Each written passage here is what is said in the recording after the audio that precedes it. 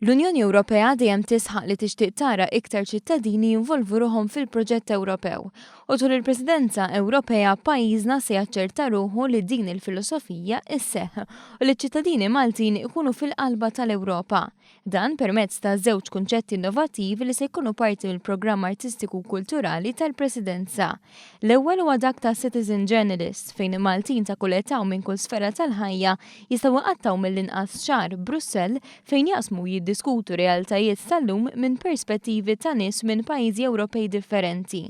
Fissrilna ħjar dan il-proġett Aaron Berg, id-direttur artistiku tal-Programm Kulturali tal-Presidenza. People who are interested to spend minimum of a month up to 5 months being paid for their work as citizen journalists and to communicate with people working in the institutions of the European Union and other citizens in Brussels, also developing future scenarios.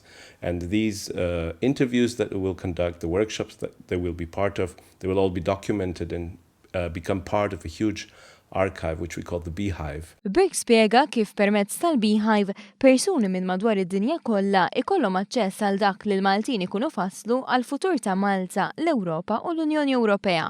Proġett ieħor għal tul il-Presidenza Maltija huwa proġett tal-arti internazzjonali tal-organizzazzjoni Awstrijaka tinsab u li permezz tiegħu il-parteċipanti Maltin jużaw l-arti bħala mezz ta' komunikazzjoni diretta bejn ċittadin u ieħor Ewropew.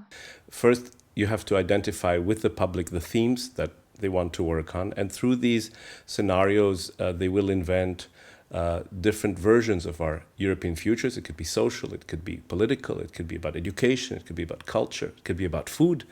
And these will then be translated into actual small projects and things that can then be also made visible for the general public to attend. Dan permezz ta' workshops li se jsiru tul is-sittur tal-Presidenza f'naħat differenti ta' pajjiżna u li se jkunu miftuħa għal nies ta' kull età.